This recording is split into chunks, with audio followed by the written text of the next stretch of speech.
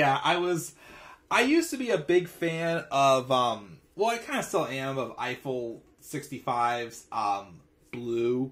Well, I actually became first a fan of that song on, when it was on Kids Bop when I was a kid. I'm blue, dabba-dee, dabba-die, dabba-dee, dabba-die. So, I thought that this good theme song they had for Raw 30 was quite catchy. And I was actually listening to it while I was waiting for the intro to complete on this video.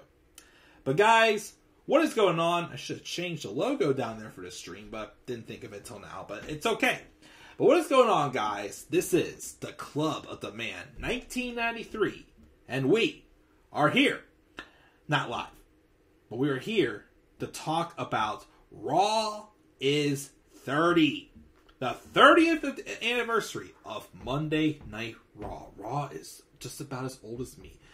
Dang it! I turned to big 3 this year. Anyways, but this show was live from January 23rd, 2023, from the Wells Fargo Center in Philadelphia, Pennsylvania. Home of, in my opinion, the worst Royal Rumble match ever. In my opinion. That was won by this guy, unfortunately. He suffered, but he recovered. Last time, of course, we had a big anniversary show. We had SmackDown 1000. Raw 25. Remember how horrible that show was? The only 2 things I enjoyed from Raw 25 that I can remember was the segment with Stone Cold Steve Austin, stunning the McMahons, and also Roman Reigns having a good IC title match with The Miz. So, obviously, with all, the craziness going on right now, which I think I'm just going to talk about that when I get to my Rumble predictions. All that craziness going on right now, I, of course, had my wonders of how this show's going to be. This is the first show that's going to be like a Legends-heavy episode with Triple H in charge. And let me tell you something. I couldn't ask for a better man, even though he said this show, this creative stuff ain't easy, folks, something like that he said. He used the Legends perfectly. They made their appearances. Yes, it wasn't a waste of time. It wasn't a hello or them burying a tag team. I'm going to mention one segment when we get to it. Okay, if Vince wrote this segment, this would have happened instead. But I thought Raw is 30 was an excellent and one of my favorite and probably the best anniversary show I've watched since I started watching wrestling. Which will be 10 years this year. This is my 10th anniversary of being a wrestling fan. Can't believe it's been that long already. So, we are going to talk about all this. Again, I really want to spend a little more time talking about this one than SmackDown, although I do have some other stuff I want to do, so I want to keep it, to the point, but I want to make sure I talk about things, very well. Especially that opening segment. We also, of course, had the Bella Twins ranting on Instagram how they got pulled from this show. Well, I guess they had no creative plans for them, really, for this show. And I guess they also ranted about how, they left people out, of course, from the Evolution. They couldn't mention Sasha, and I forgot what else they said they couldn't mention. Even though, when they played that, highlights package of Raw, they did show, they didn't, block out Dean Ambrose. They showed Chris Jericho and his welcome to Raw as Jericho. They showed Daniel Bryan occupying Raw with the yes chant. So, again, it's not like, if it was Vince, none of those guys would have been shown. But, of course, they were shown. I mean, I'm sure, Triple H probably had to get some permission from them because, because they, months ago when it was, John Cena's 20th anniversary or whatnot. Wait, was Vince still around for that show? I think he either was just about to retire or he just retired when they had John Cena's 20th anniversary episode. Because they had, I think, Chris Jericho and Daniel Bryan have video appearances on that. But at least there was a little more flexibility. And I liked seeing that. But yeah, the Bellas, they weren't happy. They were hot. And yes, I'm talking about their tempers, but, Anyways, so let's roll in though. Let's talk about the show. And especially I want to talk about that opening segment. So first, before we get to that, we had Hulk Hogan come out with Jimmy Hart. And he goes to start talking with, what's up, you Hulkamaniac? Starts to talk about how Raw started a long time ago. And then, of course, his microphone gave out. And, of course, you see, a technical guy in the background getting the camera shot. But he basically just, hypes up the show and says, welcome to Raw Is 30, basically. And then the video package played. And then the Bloodline come out. This was, again, as I said in the SmackDown review, this was originally supposed to be a ceremony of acknowledgement, which again would have been the perfect time for The Rock to come back. I'm going to say this right now. If The Rock does not show up at Rumble, then I think it is dead, and the rumors of him not being in shape and WWE not knowing that Rock wasn't going to be involved in Mania this year could be true.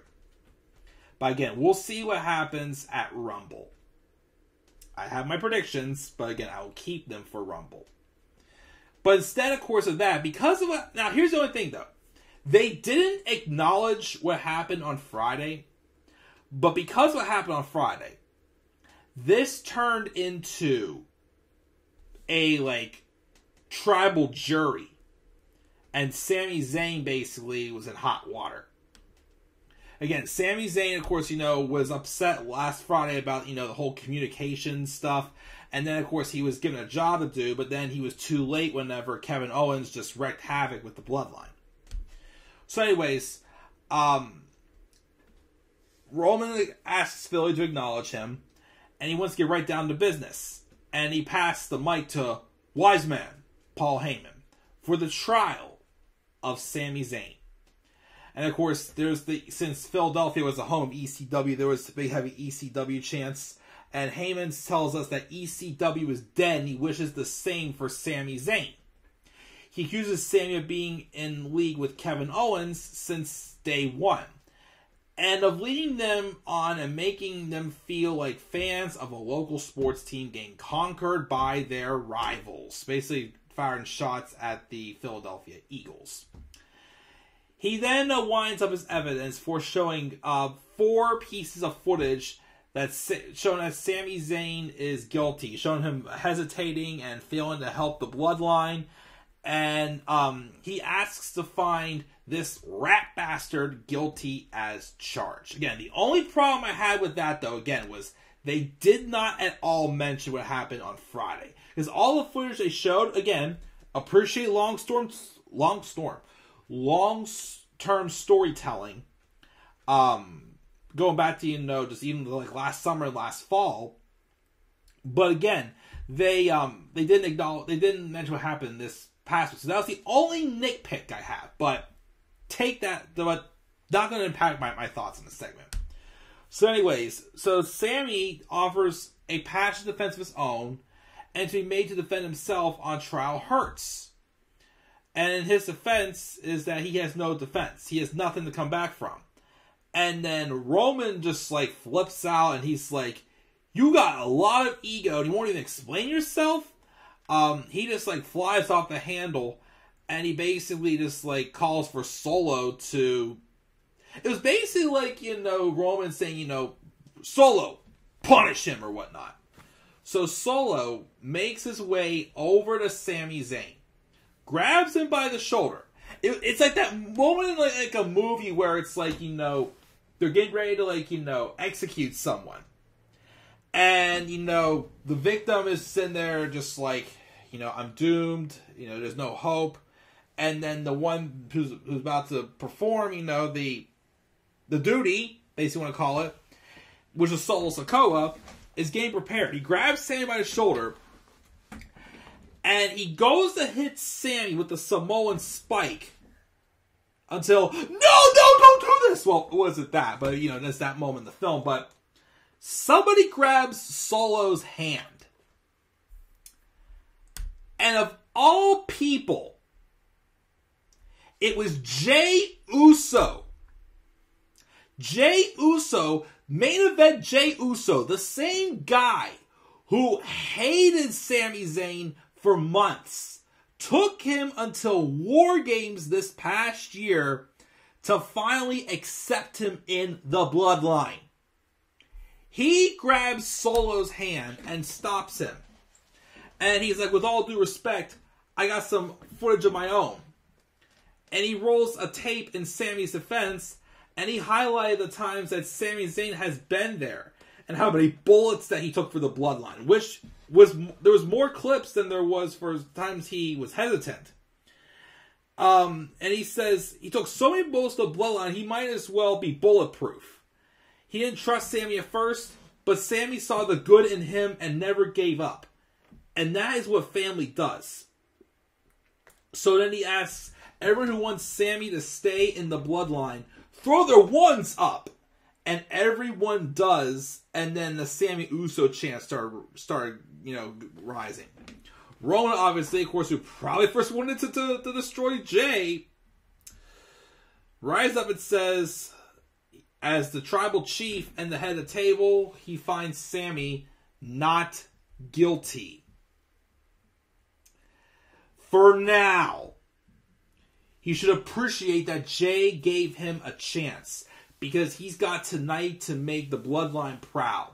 And then he doesn't want to see him or hear from him until the Rumble on Saturday. And that's when he's going to take his final test. And we'll see if Sami really is part of the Bloodline or not.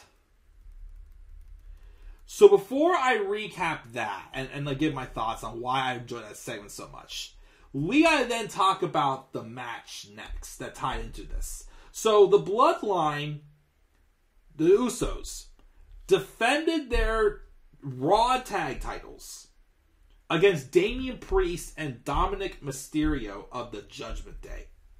And again, at first you're just like, okay, why are they really having a random heel-on-heel match? Is it fresh? Yes, but it's very random. So the match going on, for the first part, it was good. It was good, Dom looked good, Priest looked great, Usos looked great as usual. So a couple close and near falls.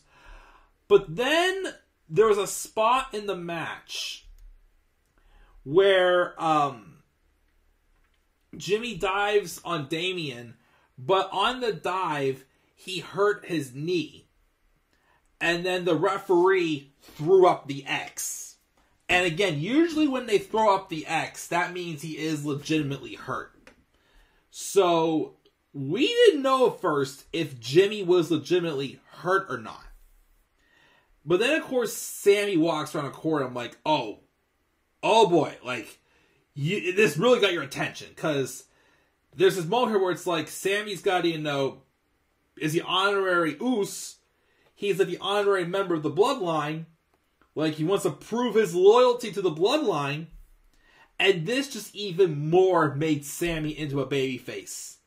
Because when Adam Pearce announced that if Jimmy Uso can't compete, they'll not only have to forfeit the match, but forfeit the Raw tag titles. And then Sami Zayn goes, wait. Jimmy Uso may not be able to wrestle, but Sami Uso can wrestle.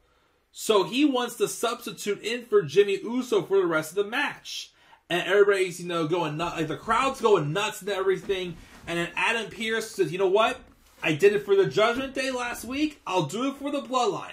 This match will continue. And then the near falls, the involvement of Rhea Ripley, the chaos, it's like, when the simple storytelling is there, it makes this match even much more sitting on the edge of your seat, oh my god, what's going to happen? We know Sami Zayn can win the match, but we also know that Sami Zayn is an underdog and he tends to come up short sometimes too.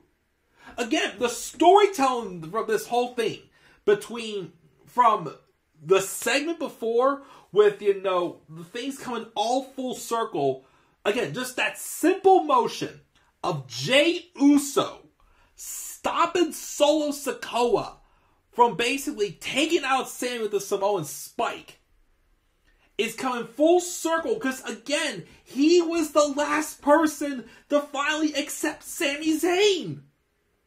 Again, it's simple storytelling that just makes it that good. And then, of course, enough that, Sammy knows he's in hot water, but he's taking a risk trying to show his loyalty to the Bloodline to save them from losing the tag titles. And then the near falls in there, the involvement from Rhea Ripley. I really thought Sammy or Jay was actually going to put their hand on Rhea Ripley. I thought, again, like the teasing has been there enough. Someone at some point just has to, sucker punch Rhea Ripley at this point. And I thought Sammy was going to do it. But again, there was so many near falls, so many times where I thought Sammy was going to flunder, but Sammy refused to quit. Again, he gave himself, he's not a full-on babyface yet. He gave himself so much babyface momentum, stepping in for Jimmy like he did. And of course, who do you have to work with again? The same guy just saved his butt. Jey Uso, the same guy who disliked him for the longest time. Finally, though, Jay and Sammy was able to set up Dominic Mysterio for a 1D, and the Bloodline retain, thanks to Sami Zayn stepping up. But of course, even though Roman was watching it backstage, he mumbles about not wanting to see him again until Saturday. But again, Sammy may not be able to do anything to satisfy Roman at this point, but that opening portion between the tag match and the segment, masterful storytelling. Again, it's one of those moments where it's like, everything's, again, this is one of those stories where that's been great, but again, this is how Triple H, you can trust him. Because the payoffs, there may be some filler moments, the payoffs, though, are so worth it. This completely put the story in a whole different direction. Now we're on our toes. Is Roman Reigns going to accept Sami Zayn? What's this final test going to be? You're in limbo. You're limbo, but you're excited about it. And I got an idea of what this final test could be. We'll have to find out. Either tomorrow on SmackDown. If not, then definitely at the Royal Rumble. We'll see, of course, what we got. But excellent opening segment. We also had JBL and Baron Corbin trying to get into some poker club, but Godfather first said, he's not on the list. JBL asked, can I talk to a manager? And of course, the person who comes out of the office is none other than JBL's former tag partner, Ron Simmons. And of course, they offer some stacks of cash, and they took them through, which was basically, it's like, there's a scenario of, different wrestlers, past and present. Of course, eventually later in the night, we have IRS appear, and JBL and Corbin lost all their money because they had to pay their taxes. And then Ron Simmons just goes, damn, of course. But that's all that was. It wasn't like it wasn't like shown 50 million times like Vince McMahon would show it on a reunion show. But anyways, then we have Mr. L.A. Knight. Let me talk to you. Yeah, out in the ring. Calls Bray Wyatt a grown man in cell playing with puppets and spooky music, and he's not afraid of that. He's been thinking about how there's all of these legends living on past glory. Bray's been living on past glory, and he challenges a legend to come down and have a preview of the he didn't say Mountain Dew, but the Mountain Dew pitched black match at the Rumble. Nobody answers him. I'm like, uh-oh, who's going to be coming? And then Knight starts running his mouth again before we hear the gong. He was advertised, so we knew Taker was here. It's like, uh-oh. But then only a couple gongs later, Taker enters as the American Badass. And I'm like, let me talk to ya. Yeah. Of course, he did have a little bit of trouble with the bike. He was trying to drive down like a tighter ramp or whatnot, but, you know, it is what it is. But he came out. He was shaved cleanly, too. And then, LA Knight calls for his music, and basically says, let me get the hell out of here. And basically he just starts, tries to get the safeties. He knows Taker's going to destroy him. Because he said he heard what Taker said on Joe Rogan about the locker room being soft, and he agrees. And then how Bray Wyatt is on the top of the list of softies. But Knight is going to give Taker a pass and let him stay retired. But as he's trying to leave, then Bray Wyatt's music hits, and out comes Bray Wyatt, who just like stalks LA Knight down the ramp. And then Knight gets back up onto the ring, and he walks right into the hand of Undertaker, who was getting ready to choke slam him. But then Bray Wyatt got in the ring, and Taker sees Bray, and instead of him doing the choke slam, he shoves LA Knight over to Bray. Bray catches him, Sister Abigail's him. And before Taker got back on his bike to leave and do the whole, you know, raising the arm thing and whatnot, he whispers something in Bray Wyatt's ear. Maybe something like, that should have happened 9 years ago. I'm sorry, 8 years ago, maybe. Whenever he faced him at WrestleMania 31. Probably didn't, I don't know why he said that, but basically it was kind of like a nice passing the torch moment. Again, a simple storytelling moment right there was just made that work great. Again, LA Knight came out there looking great. Taker, you know, again, something again I want to say about these legends on the show. They put other people over. He basically, again, just a simple, you know, gesture like that, basically gave Bray Wyatt a good rub. So that worked there as well. More poker. We saw Otis, Gable, DDP, Alundra Blaze. We saw all of those. We were supposed to then have the steel cage match with Bayley and Becky Lynch. But I guess apparently because some stuff had gone longer already than it was supposed to, like that opening segment, they instead decided to cut it. And instead of completely cutting it, though, they had Dakota and Io attack Becky during her entrance. And then Damage Control locked Becky Lynch inside the steel cage and beat her down until Pierce came out and had to use bolt cutters to open up the cage and stop the attack. No match. Interesting. I like that. I mean, again, that was they had to cut back on time, but that was a good way to cover because that not only, you know, kind of gave us wanting to see the match more, but it also kind of made Damage Control look a little more better than they've looked lately. So I did like that. That was some good booking. So I like that.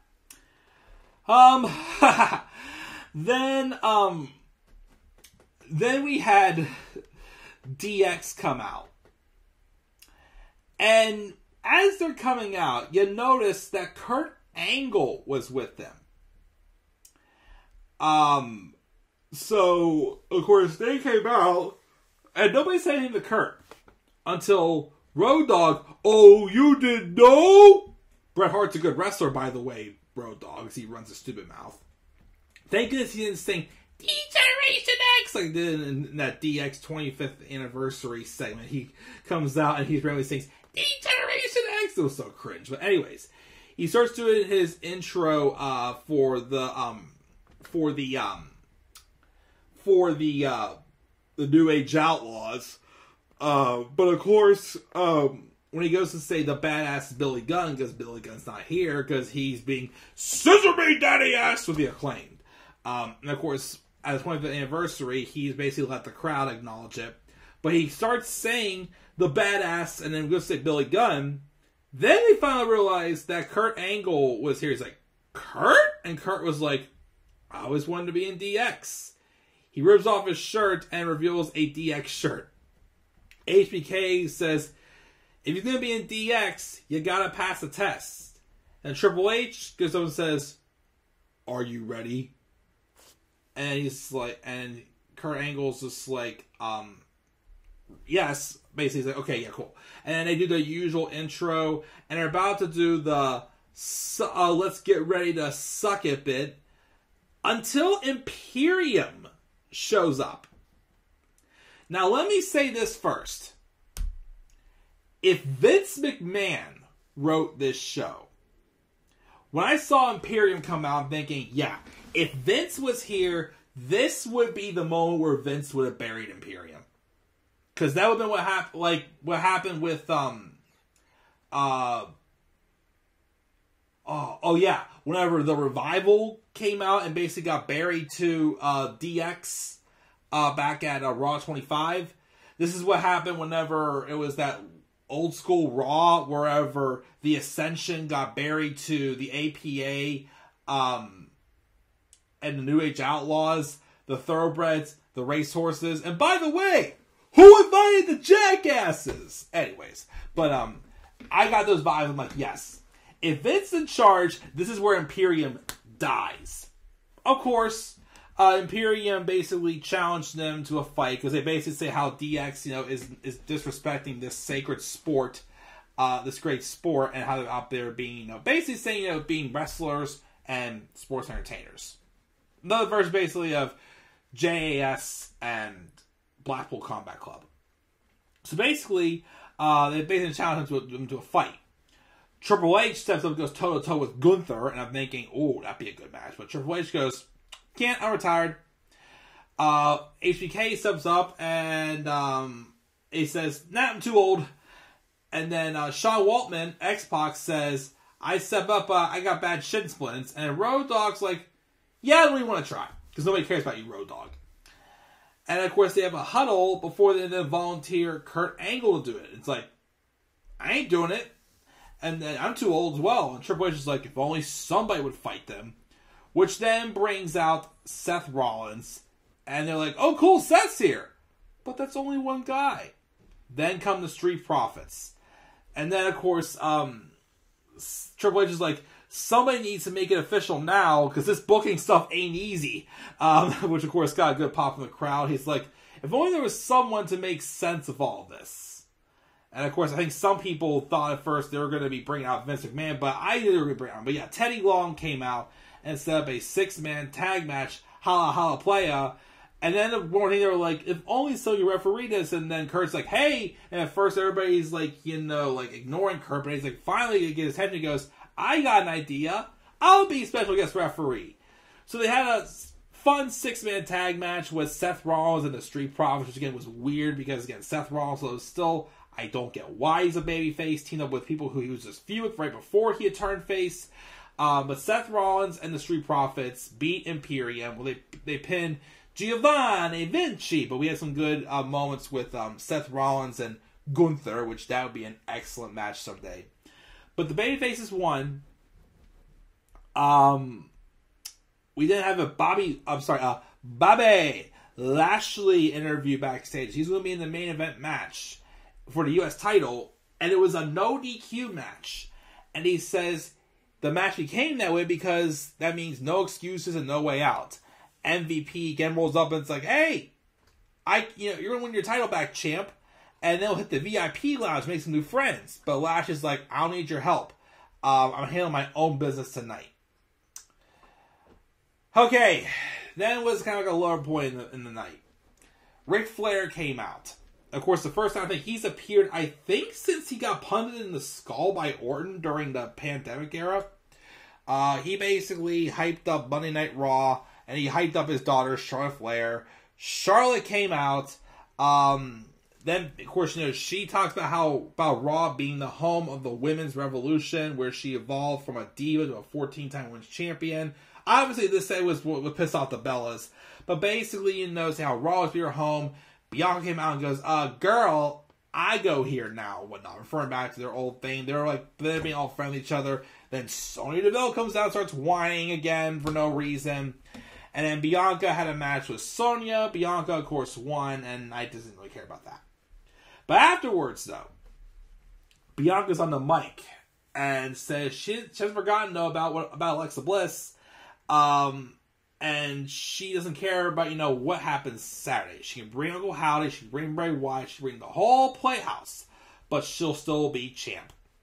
And Alexa appears on the Tron and tells Bianca she's her only obstacle. She doesn't need anyone else to help to tear her face open with her bare hands.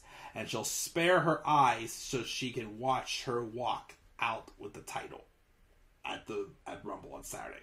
And you'll talk about that as well. Cody Rhodes vignette. Kevin Owens basically silenced The Miz and just stunned him because Miz was whining about not having Miz TV in. Then Owens is like, I'm coming for you. For your Roman. And then the main event was the no DQ match with Austin Theory and Bobby Lashley. Good match. Of course, though, there was some weapons used, not much, though. The match, though, ended after Lashley went for the Hurt Lock.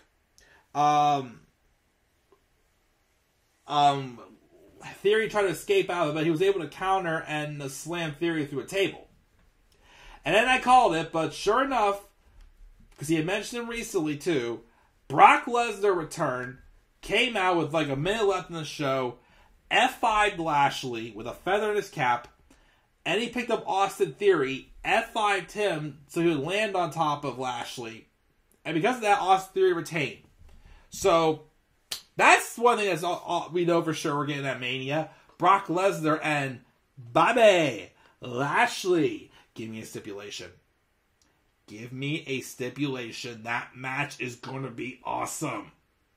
Vince McMahon, if you're trying to throw your weight around and get back into creative, if you want it that bad, can you at least wait until after WrestleMania 39? Because again, the stuff with Roman Reigns, Sami Zayn, and the whole trial thing got me buzzing, got me thinking of different things that they could possibly do for Rumble. Different ideas I have for Saturday, which I'll talk about that in my Rumble preview and predictions. And we have that. And then we also have now Brock Lesnar and Bobby Lashley. Oh boy. Now, okay, it was a rushed ending, but I loved Raw 30. I loved it. The I'm good. I'm going to download that for my phone. I'm going to download it because it was so catchy.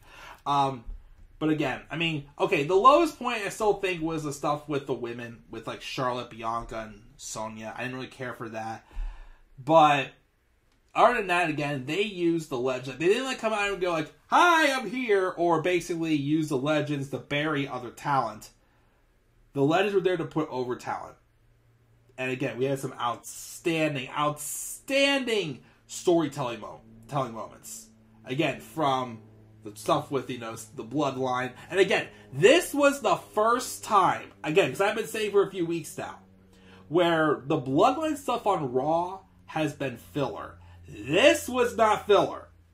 This was one of the best of all time with that segment. That opening segment was awesome. And again, that tag match, again, the moment Sami Zayn, like, that's why they made a heel on heel, because they wanted to give Sami Zayn more babyface momentum. And he got a boatload of it in the show. The stuff with DX was funny. Yeah, a tad bit too long. Again, I do like how they, improvised the stuff with the steel cage match. I did like that. And of course, I like seeing Brock come back, and I'm very looking forward to his match with Bobby at WrestleMania. Give it, though, a stipulation. Give it a stipulation. Please. Of course, this could lead to the Hurt Business coming back, but again, I still think, though, if Bobby Lashley's going to pin Brock Lesnar at Mania, he's got to do it clean. Bobby Lashley deserves a clean victory over Brock Lesnar. So, we could get a reunion, but as long as they say faces, we're good. So, that's Raw Is 30. I gave this show an A. Again, I loved this this anniversary show. Probably the best anniversary show I've seen yet. And yeah, I enjoyed it. So I'm rushing off here, guys, but I do have some things I gotta do. So again, I am going to work on my Rumble graphics, and then either later on tonight or tomorrow after work, I will do my Royal Rumble 2023 preview and predictions. I will, of course, get to the Dynamite and the SmackDown review when I have time. But I gotta get those preview predictions done. But I will at least do the preview and predictions live and the Rumble review live. And when I do my Rumble preview predictions, I'll probably also give my quick thoughts on what we want to do for a while. My thoughts on the recent chaos backstage with Vince McMahon coming back and Stephanie McMahon leaving and all that other stuff. I'll probably give my brief thoughts there, because if I don't do it now, then no one's going to care about it. So I'll just do them there and go from there. But I'll see you guys whenever that may be, either tonight or tomorrow. I'll give this show an A. Like I said, a couple little things prevent me from giving this an A+, but I still, other than that, I love this show. Gave it an A. So what are you guys' thoughts on Raw Is 30? Again, gave it an A. Be sure to leave thoughts down in the comment section below. Be sure as always to slap a like on the video. Subscribe for more content on my channel. Follow me on Twitter at the Club of the Man 93. Be sure as always to shout for Meatball Sub. And follow me on TikTok at the Club of the Man 1993. And until then, guys, I'm checking out. I'll catch you all later. Have a great rest of your night. Peace out, everybody.